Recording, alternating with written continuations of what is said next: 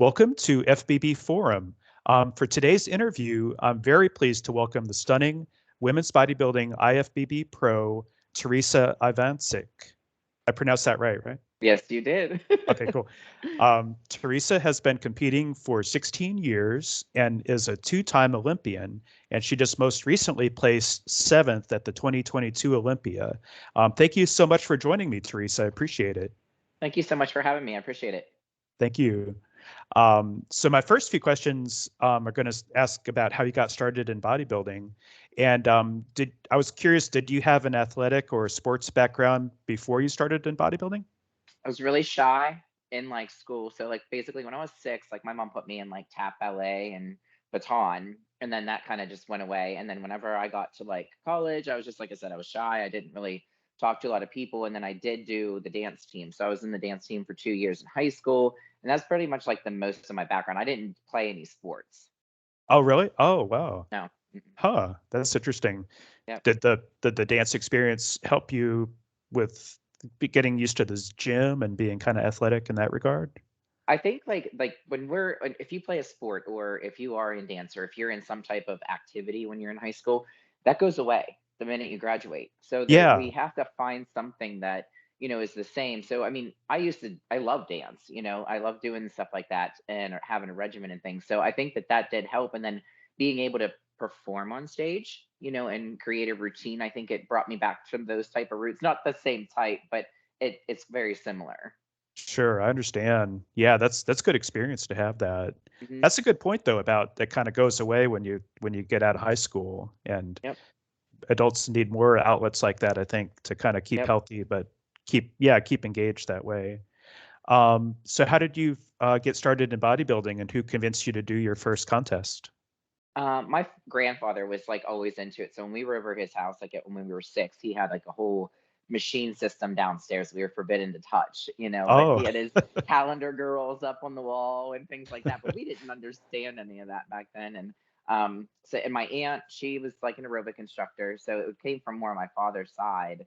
And hmm. then as I got older, I ended up bulimic, and then I exercised excessively for about 4 hours a day, Hmm. trying to just, I think, depression and just trying to get my body weight down, and it was all the wrong stuff.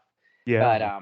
I had gotten in some trouble, and I got put on house arrest for 155 days, and I Hmm. had a weeder machine in my basement at my parents' house, and we had the digital dial-up AOL, and I started Googling magazines and fitness and stuff, because I did get Oxygen magazine sent to my house, and I was very interested in what they look like.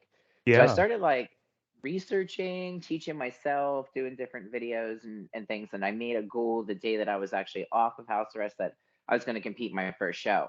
Okay. So that's what it kind of originally started this whole thing. Yeah. Oh, that's really cool. I was curious, did your grandfather, did he compete in bodybuilding? So we did own a gym, and he came and trained 3 days a week. He was 83 years old, and I brought it Oh, up to his attention. Do you want to compete? And he kind of ran from the question, and I was like, "That's fine, that's fine." So a couple of days after I'd asked, he said, "You know what? I want to do that," because his dream was always to be the oldest, strongest man. yeah. And we put him on stage in my first bodybuilding show, because I was figure for a couple years prior, and then I switched to bodybuilding in 2010, and my Okay. grandfather did my first show with me. Oh, really? Yeah, Wow, that's yep, he so did it. cool. That's Yep, awesome. Wow. That's so cool. That's a cool story, and to yep. have family involved like that. That's neat. Um, I was curious, when did you first have your aha, I belong here in the gym kind of moment? And because I think, especially now it's January and people are doing gym memberships maybe for the first month and then they drop it, but Hmm. people feel intimidated by gyms. But how do you what was that first moment for you? So I came from training in a basement. I just had a little weighter machine and some dumbbells and things like that. And Yeah. I had, before I did this whole house arrest thing, I did meet my fiance, and this was years prior. I worked at a local gym. I did get the Oxygen magazines there, Mm. and someone told me he's the guy to go to. He's the guru in town. You got to go talk to him. Hmm. So I went down to him, being bulimic, and he's like, "You need to eat." So we went through this whole spiel deal, and I ran for 7 years, and I just totally didn't want anything to do with it. Yeah. Okay. So in 2000, the end of 2007, I waited on him and I said, you know what, I'm ready to do this. So in 2008, we joined a local gym together and he Mm, started training me. So that was my first time physically in a gym. And it was okay. a whole different ball game than being in the basement. Yeah, I There's bet. Yeah. a lot more toys to play with and things like that. But I think that when you have a disorder, anything like anorexia, bulimia, depression, whatever it is, you have to find something to swap those two things with. So you're Yeah. taking one addiction and you're pushing it to another addiction. So Mhm. it kind of keeps you sidetracked on issues that you have that are not so good to making them good. So the second I stepped in the gym, it felt refreshing. I felt like I was onto something and I could be somebody. It kind of Yeah. took you away from all that negative and just slammed you with a bunch of positive. That's great. Yeah, that's terrific because you kinda get a network of other kinda gym rats, and, Yep. versus being isolated in the basement, that's a Yep. whole different thing. I think a lot of people were isolated in the basement during COVID, unfortunately, Hmm. because gyms were closed, so, I bet it was nice for you get when the gyms did reopen up there in Pittsburgh. Yeah, we own a gym. So I still was able to train, unfortunately, like we did do that. We did only close for 2 months and we opened illegally and we were Mm, perfectly fine. We actually did probably the best year that year because we had cops, we had people traveling from all different states to come and train. Because really? we were one of the only ones that were open.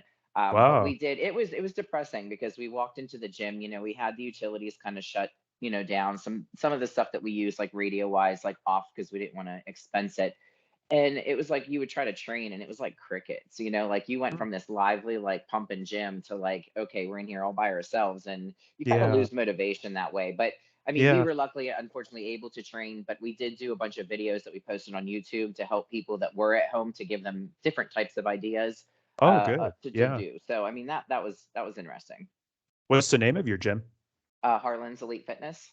Okay, very cool. That's awesome. That's cool that you were still able to open and maybe take cash under the table or something. Yep. Yep. Yeah, we did good. That was one of our best years, so far. But we were the rebels and we made it happen. But Yeah. it's just put us on the map. It's who we are. We wanted to protect our business. Like we Mm, weren't going to go under, just because somebody else, told us to. So we just kind of like just stood up and said, you know what, I want this. I want my business to stay open and I want to survive. So it's kind mm. of like survival of the fittest, and we left the doors open. That's terrific. That's really good that y'all were able to do that, and I Thank you. bet the folks who came to visit really appreciated that They too. did. They did. Yeah. I was curious, being, like you mentioned, a shy person, was it tough for you to get up on stage in a bikini for the first time? Because I would think it would be kinda nerve-wracking, and do you still ever feel nervous when you compete on stage now? The first time, yes. I mean, I shook so bad. Everybody does, Mhm. and I try with my clients. We try to hammer the posing. I didn't have what everybody has today. We didn't have posing coaches. We didn't have Skype and FaceTime. We didn't have all this stuff. So it That's was like true. learn on your own and do it. So you were just like scared to death. You didn't have anybody like really being able to motivate you and fix Mm, things for you. So I was really, really, really shaky and nervous on my first show. Everybody will. We call it getting the feet wet. mhm. It's to be expected. Some Yeah. people freeze on stage. I never froze, but I was shaking really bad. But now it's like I know I am there, and we know we work so hard for it. So did you get a little bit of the jitters because it's at this level, everybody's bringing their A game. So you are going to get nervous, but I just you do it. You just put your focus, your vision in there, and then you go out on stage and just perform it because you don't want to waste all that time you spent in the gym and screw it up because the Mhm. posing and nerves. So I That's mean, yeah, true. Yeah, you put months and years into this, and it culminates in a few minutes on stage. So yeah, yeah, you gotta take yeah, advantage of that when you yeah. can. Yeah. Got to get your crap together real quick. Oh yeah, I bet. Yeah. That makes sense. Yep. Uh, so I was going to ask you a few questions about prep. I was curious, what is the toughest aspect of competition prep for you? I think it's for me, like, because everybody's different, but I have a lot going on in my life. Between like the business, myself, online clients, in-house clients. I'm filming a documentary. Like, I'm trying to write a book. Like, so for me to balance and try to really push and get things done. The gym is also trying to expand right now, so there's just so much. So for me, it's balance. You know, a lot of other people might be, oh, I don't like the diet or whatever. Those are all fine. It's just me trying to fit everything in a day, because Yeah. I run out of time, I run out of hours, and there's just not enough time. So I try my Mhm. best to do what I can and get back to everybody that I need to get back to. And it's just, to me, it's balance. I understand. Yeah. I would think like once you start prep, that's like a whole other set The of, job, it's a whole yeah. nother job. It is. Yeah. Because I just talked to somebody about it. I said, you want to prep and you want to do these shows, but you need to make this checklist, because you need to stretch, you need to massage, you need to train, you need to do cardio, you need to buy your food, you need to prep your food, you need to eat your food, you need to pose, you need to buy your hair and makeup, you need to book your flights. I mean, it is a lot of stuff that you Yeah. have to adjust for. And it's expensive too. I mean, Yep. that's a lot of money going out, Yep. unfortunately, and A not a lot. lot coming back with prize money and No. such. So yeah. Yeah, I bet it is. I bet it's tough to balance. Do you find you're just getting enough sleep with all the do you have to juggle? Yeah, I think so. Like my body kind of functions on like 6 to 7 hours, occasionally, but it's trying to keep the consistency, because like when you're in a prep, it's just like, you should be in bed at the same time every day. You should be up at the same time every day. You should be training at the same time every day. It's like a time clock, and Mm. I'm one of those people that are overly obsessed that if I mess up, I'm very hard on myself, like I should Yeah. have did that, or I should have ate sooner, or whatever. And because things happen, but you just got to Yeah. like just chalk it off and then, move to the next day, because every day is not going to be perfect. Yeah, that's true. Yeah. I bet it is a lot to juggle and yeah, that's good point about prep being a full-time job. Hmm. Um are you uh well, I'll ask that later, but in terms of competition, um but I was curious what food item kind of lingers in your head when you're waiting for your prep to end, because I think that, bodybuilding diets would be tough to contend with. Yeah, I mean, surprisingly, like because I've been doing it for so long, I don't like really crave anything. Like going to shows, we'll do burgers and things like that. I think like the most thing that I miss is just like putting like a teriyaki on my chicken, Hmm. or putting extra sodium, or having sugar-free syrup, or cream in my coffee. Like it's those little things. I don't overly obsess over anything specific, because I pretty much stay pretty clean. I eat clean foods in my off season and stuff, so I don't like, I don't want to do sugar, because sugar's like crack, and when you start eating it, it just like that's all you want, and it is so hard to work off from the body. And that is, if I could teach an amateur like one thing after they're done with the show, don't grab the sugar. You can Yeah. have like one or two, but don't let it keep going, because your taste buds will get the best of you, and you'll just constantly consume, and that's where that reverse type thing goes backwards, because you just gain a lot of weight Yeah. because of Mhm. all this excess calorie and sugar that your body hasn't had in a long time. Yeah, that's a good point. I think it would be tough, to give up, like, beer and wine too, and just Yeah, a that little too. bit of yeah, a little bit of drink, because it's nice to unwind with a little drink every once in a while, Yep. but yeah. I do it too much right now, but it's okay. It's okay. And sugar too, I think sugar would be a tough thing to give up Hmm. completely for a while. Yeah, Yep. so Yep. Yeah, and then you put it in the body after not having it for 20 weeks, and it doesn't know what to do with it. You yeah, know. and it'll show on your body too, I Yep. imagine. Yep. Yeah, I was curious, do you have a prep coach now? And, what advice can you give to aspiring pros who are seeking a good coach?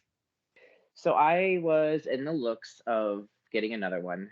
Just a bad falling out with my other coach, bad communication, and Mm, unfortunately, I've coached hopped a lot. I've been working with a lot of people, but I don't put that like as a negative. I look at it as like yeah. I'm going to school. I'm paying these people to learn, and I'm making my knowledge better for my clients. So I put a little bit of every piece that they did, and I try them with different people. Got a Mm, lot of people pros, got a lot of first places under my belt because of that. I don't cookie cutter.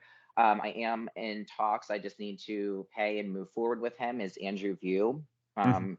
He did Jessica Reyes, who just got second in figure, and then Natala, that won the women's physique this year. Yeah. I've heard amazing things about him, and Jessica actually mentioned to try to work with him. So I've been in talks with him, and we should be starting here real soon. Oh, yeah, that's terrific. Yeah, Yeah, he yeah, is a really good coach from what I've heard, and yep, he's had really good results with his yep. athletes for sure. That's great. Um, I was curious, do you have a posing coach now? Just because I think your posing skills are great, and maybe that's Mhm. from your dance background too. I actually I don't have a posing coach. My fiance is my look, for that. We tweak some things and we do that. But I did hire a she was a professional dancer. So this year we went more with a contemporary kind of style for the routine. I Okay. wanted an intermixed contemporary dance with bodybuilding because it just makes it really like a beautiful flow. So I Yeah. think like learning like more of a ballet type thing calmed the whole roughness of the bodybuilding down. So Yeah. I think that those two intermixed together really made a difference this year. And she's going to work with me again. We already, we're in talks of that. It's just finding that song and, putting it together. But no, I used her, but usual posing. I mean, I've been doing it for 16 years. I mean, I know where my foot, what your body needs to look like. So if you can like take pictures or do videos of yourself and then you rewatch them, you're like, okay, that didn't look right. I need to move this and that. You can kind of figure that out. Yeah, that's great. Yeah, no, I think you're just really graceful on stage, and I Thank can you. tell you put a lot of work into it. And how when you're how far in advance of a show do you start practicing posing? You're gonna laugh at this. I don't. No? I wait till the last minute, Really? because like I'm one of those people that remember I come from my background like bulimia. I don't want to see myself not in shape, like in a Yeah. bikini, in a mirror. I will freak out and I don't want to see it. Okay. I'll do posing Yeah. like when I'm in my clothes in the gym or a sports bar or something like that. But like I wait until I'm probably about like 3 weeks out, like when my body's really taking shape to really start Yeah. to do it because I don't Okay. want to practice a certain way and my body diets down and I needed to move something. So I wait Yeah. till I'm more in shape to do it because it's like riding a bicycle. I've Mhm. been doing it for so long, a chest, back and things like that usually are going to be about the same, but now it's just all about the tweaks, Yeah. facial expressions, confidence on stage, the little things now. Sure, I understand that. And it obviously works for you too. I mean, it's, Hmm. just do a really good job on stage. That's great. Thank you. Thank you. Um, Now I noticed, we talked about you owning a gym, but you had mentioned on your IG page about being an entrepreneur. So I was curious if you have any other kind of business initiatives besides, the gym and coaching. It's pretty much just that, like running the business.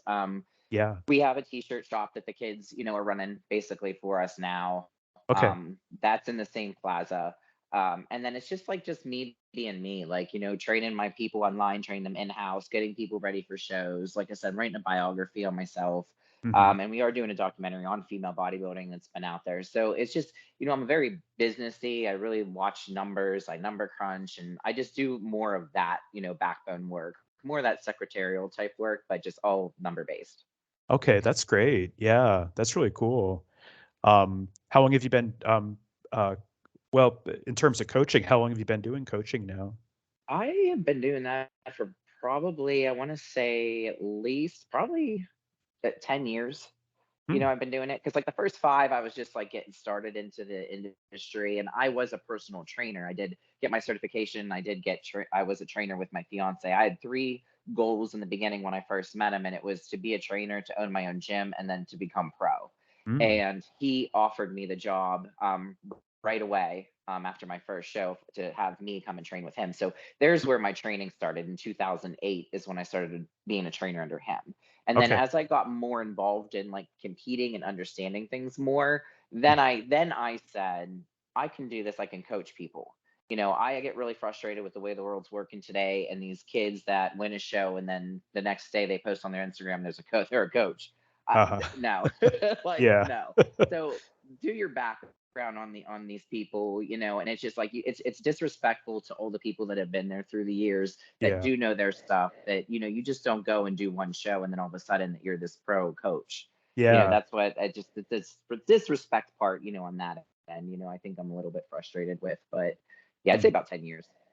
I understand that. Yeah, because there's a lot of wisdom and knowledge baked into coaching that should be there, I'm saying, Hmm. just to be an effective coach. So yeah, I know Hmm. what you mean about that. Yep. Yeah. Do you see that a lot with some of these new folks coming on and Oh saying yeah. I'm a coach? Really? Yep. Yeah. Yeah. Yeah. And it's just Yeah. you kind of laugh it off but it's just like, just, you shouldn't do it, like, get yourself like win a couple shows. Hmm. Some of these people don't even win. They just do a show and then automatically they're a posing coach, or they're a training coach, or they're a diet and nutrition coach. Like, you did one prep. And I feel bad. Like, it's just like, if you use me for coaching and you're using my methods and all of a sudden you're a coach, it's Mm. hard, and they haven't Yeah. even learned themselves. And to try to do it to somebody else is where someone's going to get hurt. Yeah, that's true. I understand that. Yeah, that's a really good point. Mm. Um, um, I was curious that in terms of coaching, what's like the most challenging aspect of coaching for you? I think that it's mostly like trusting your client. Mm. I do a lot of remote, which is just weekly check-ins online on the internet, and sometimes I never see these girls. And it's when they check in, are they being honest with you that they only ate what's on that meal plan? Mhm. So I think it's just the communication and making sure that, okay, you're not lying. Because if I make a move on your diet thinking that, I needed to and I really didn't need to, then we're constantly just shuffling back and forth.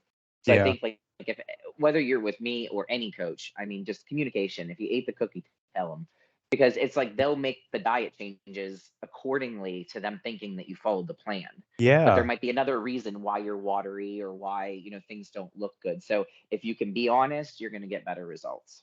That's a really good point. Yeah, that's really good advice too. Yeah. I could see, yeah, people might not always be honest or they're Nope. embarrassed by eating a couple cookies or some Yep. pizza or something. Don't let me find it on your story. Yeah, exactly. Yeah. You're gonna be in trouble. Yep. Um, uh, we did talk about this, but, you looked amazing at the Olympia in 2022, and we talked about you had done twice at the Olympia now that you've competed there, but what was that like? It must have been thrilling to be part of the Olympia. The first Olympia was unfortunately 2020. So Oh, it was yeah, like, COVID time. Yeah. yeah, I mean, it was in Florida, so Florida wasn't bad. Everything was pretty much open there. We didn't have to wear masks on stage and any of that stuff. But the meet and greets and stuff were optional. Like, we didn't have a lot, to do that way. I think what hit me on the first one, that I was actually there and I made it, because there's thousands of people that try to get to Olympia in their lifetime and they'll never do it. When I was on stage doing my posing routine, I turned around and I saw the O in my face. Like, I get really emotional, just because I did it, I made it, and what Yeah. you place on your first Olympia, it doesn't matter. I mean, you hit a Yeah. goal that some people will never ever get. Yeah, that's true. Going back to this one, I moved up from 14th place to 7th place. So Yeah. it was like, no, I think like it's like doing a first show ever, like all over again. You're at the biggest stage, so here comes the jitters, here comes all that stuff we just talked about in the beginning. Yeah. Like, it's just, you're on the biggest platform there is with the best in the world, and you just got to make it happen. And I think like that, you got that out of the way. And here we come, moving into the next couple of years. I know my body a little more. I'm coming in with 3 pro wins now, looking at my 4th one hopefully this year, and then Mm, an automatic, ride to the Olympia. that's great. Yeah. That 2020 was the first time I had attended at Olympia because I live in Tampa, so it's just easy to get to Okay. Orlando. Yeah. And I was so impressed with it, and it just was almost kind of overwhelming when you compare Hmm. it to other bodybuilding shows because the production is so big Yeah. and there's so many people there too. It's just amazing to see. Yeah, And it's we're really coming cool. back. It'll be in Florida again this year. I'm really pleased with that. I Hmm. think that's terrific. Yep. I Yep. was thinking it's kind of more well kid friendly, for folks with Hmm. kids and bring Yep. them to Orlando versus Sin Yep. City. Oh, well, that, and then the temperature. There's a big difference. That temperature in Vegas was cold. In Oh, Florida, you still have that, like, mediocre temperature. Vegas was just so cold then. oh yeah, no, it's going to be nice that they having it Yep. in November in Florida. Yep. That'll be Yep. perfect, I think. Perfect Yep. weather. Yeah. Especially for like photo shoots outside. That's where I was actually gonna just go, because like you can't go outside, you couldn't go in the desert. It was like gloomy. Like, it was I mean, we had to do it because that's the only time frame that they could get. I guess you really have to book, I think, the Olympia out like years in advance. And Yeah. then they couldn't even get the amount of days that they wanted, and that's why the venue got, split up. So I liked Oh, it when it was in Florida, because everything was there. You could yeah, walk straight from the hotel straight to the venue, and you didn't need a car. You didn't that's need an true. Uber. So it was nice. That is nice. Yeah, I like the way Hmm. that the workout, the convention center, and all those hotels are nearby. And Yep. yeah, no, that's really convenient. Um, I was curious, when did you make the switch from women's physique to women's bodybuilding, and what advice can you give to bodybuilders who want to make that switch? So I was figure for 2007, 2008, took 9 off and went to bodybuilding in 10. I did this until 16, where I got my pro card. And then that's where I started winning. I won, I think I won two pro shows then. And then I went to the Olympia. Mhm. After the Olympia, I was told by the judges that it was time for me to come down. If I wanted to place well, my body was like it's in the middle. Like I'm on the higher end of women's physique, I'm on the lower end of bodybuilding. Mhm. Time to come down. So in 2021, I jumped. I just decided, I'm not afraid to try anything. I'm just going to give it a try. Who cares, So I hired John Meadows, which I had the honor of working with him for that short, period of time. Yeah. We did seventh at the Chicago Pro in 2021.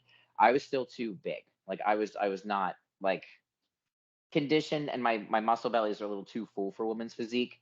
So Yeah. after that Sure. show, I lost him, and then I was like, I'm done for the year. I'm not going to do anything else. I can't replace him. I'm just Yeah. gonna let this settle. And then I made the decision to come back to women's bodybuilding in 2022, and then that's where I won the Indy Pro, Yeah. and then went right to the Olympia. That's great. Yeah. Yeah, I think you look really good in women's bodybuilding. thank And you. yeah. But if And anybody, I mean, if anybody wants to make the switch, talk it over with yourself. Really look at your pictures, talk to judges, get the feedback, because you want to place well.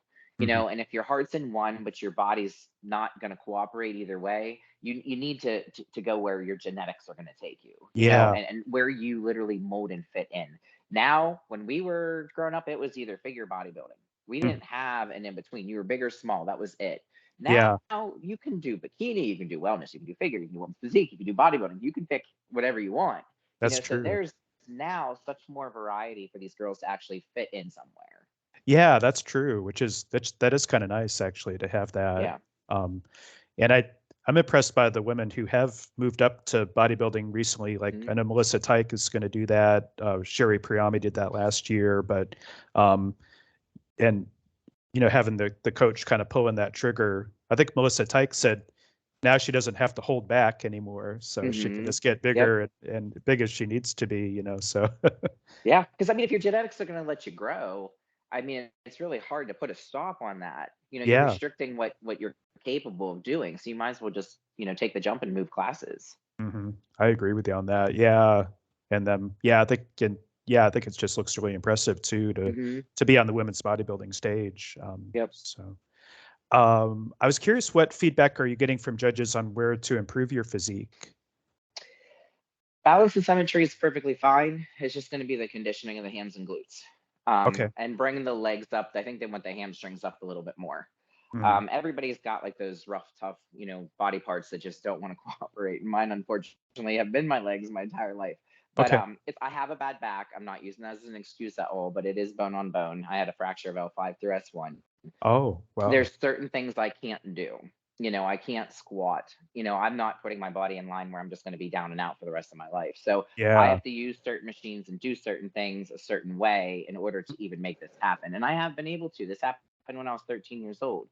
Hmm. So it's just you can work through an injury and you can still make it happen. I'm still going to the Olympia, without having to squat or deadlift and do things that would, hurt my back. But it's just bringing the legs up and bringing the conditioning into the legs. Okay. Yeah. That's good that you were able to work around the injury too. Yep. Wow. Are you dealing still with a lot of pain from that or? It does. I mean, we get zingers down the legs usually when you're in your off season, because when you're a little bit bigger, you hold more water, and the Mhm. water causes swelling, and then it pinches off the nerves, and then it'll, shoot down the leg. So Mm. in between sets, like you might be able to rest on a normal person, one minute, where I might have to do five Okay. until I can get my back stretched out and calm down. So leg days, I have to just adjust and have a 2 hour leg day just for that, Okay. just in case I'm having a bad day with it. But you just have to work Yeah. around it. That's good. That's good that you Hmm. got the workaround on that. I was curious, what is your on your physique, what's your favorite muscle group, and which muscle group do you feel needs the most improvement?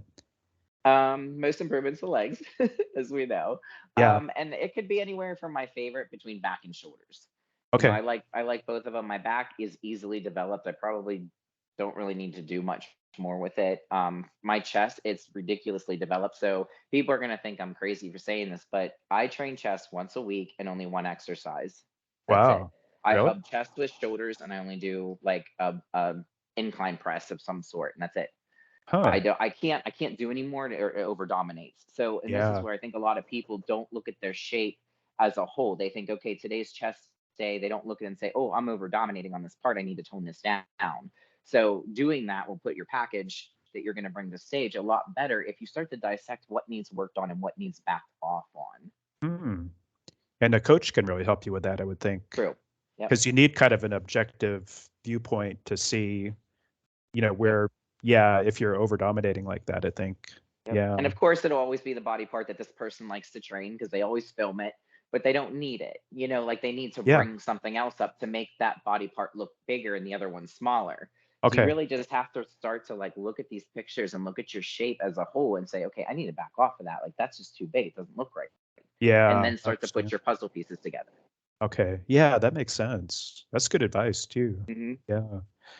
Um, for my last few questions, I just have kind of a few miscellaneous questions. So if you were in a leadership position, what would you do to improve the sport of bodybuilding, and how would you make the sport better? I think that is just, it's tough because it's going back to like one of the subjects we talked about earlier is the money.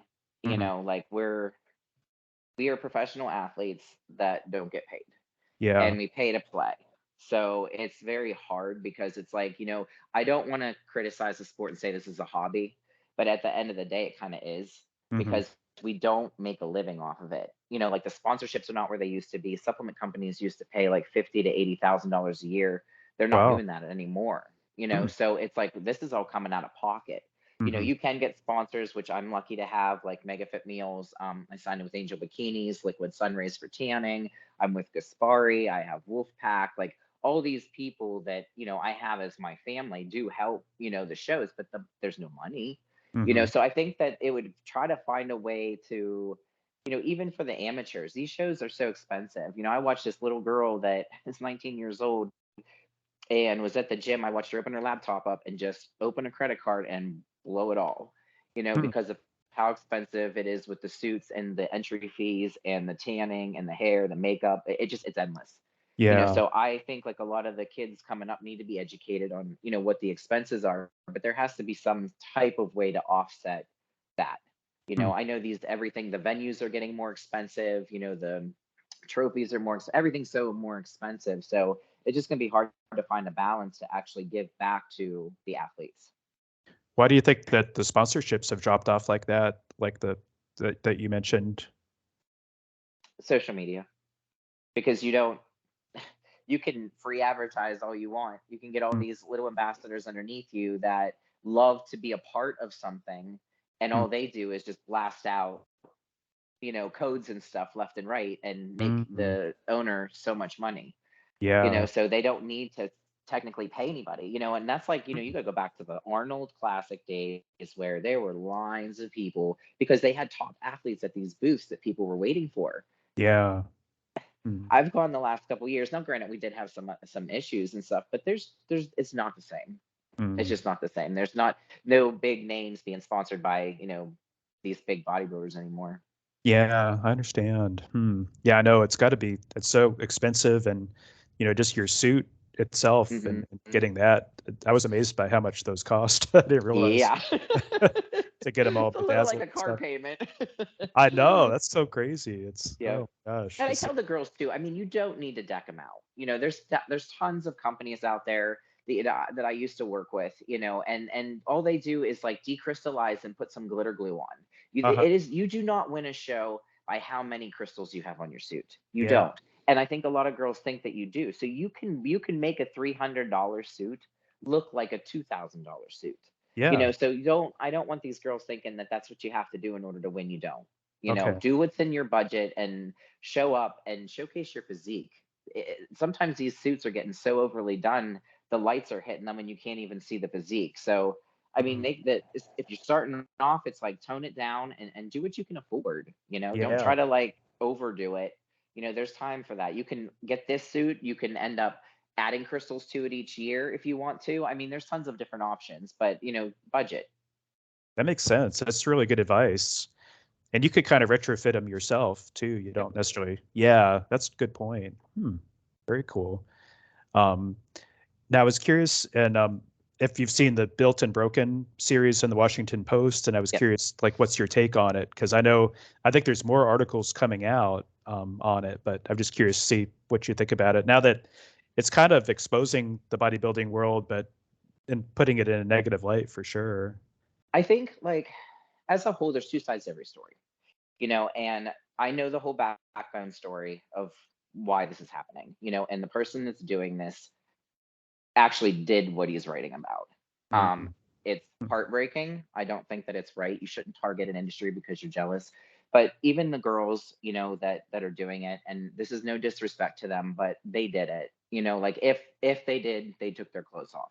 Mhm. No one told them to do it. They did it. So Yeah, I don't know if it happened, if it didn't happen. And technically I'm not getting involved in it because it doesn't mm, need any like limelight at all. sure.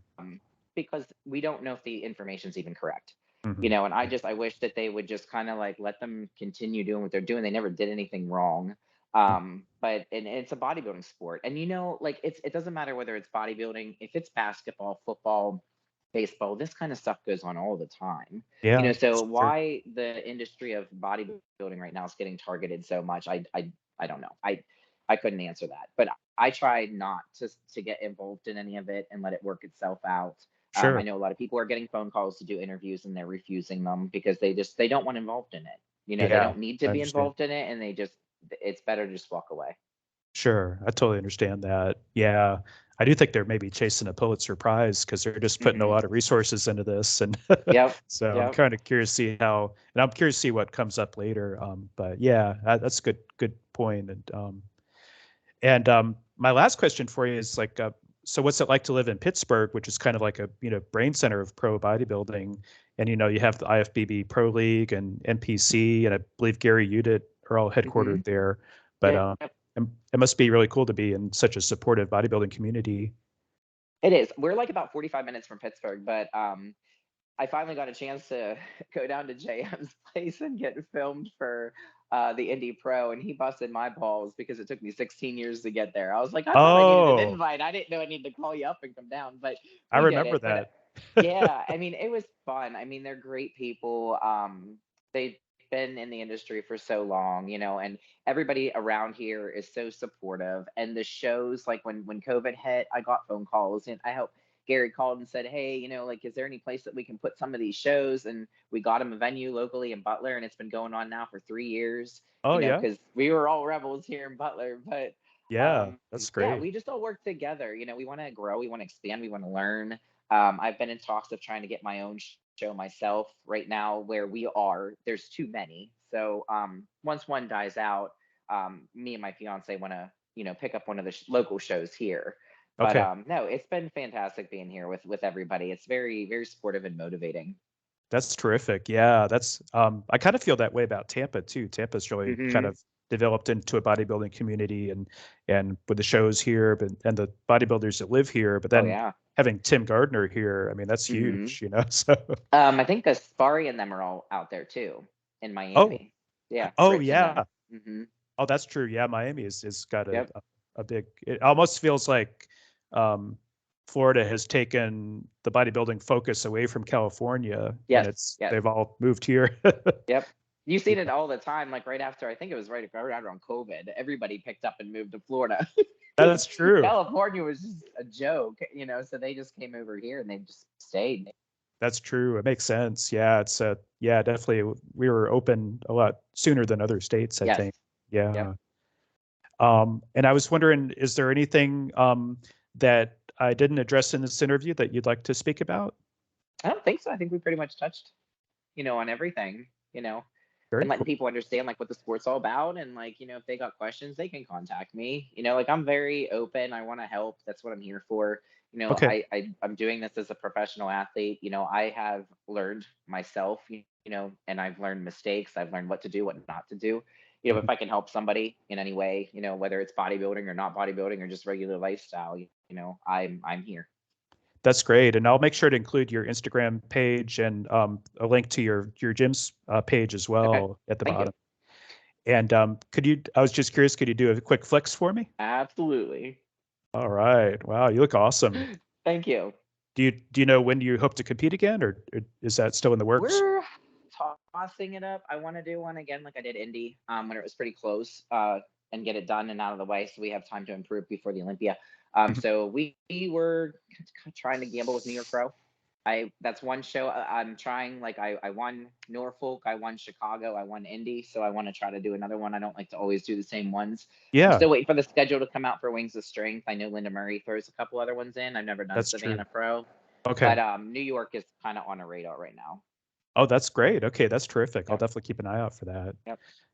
Well, thank you so much for this interview. I really appreciate it, and I'll get Thank this you for having posted me. soon. Thank you. Yeah, and I'll get it posted soon for you, and I'll keep Okay. you posted. Thank you. Thank you.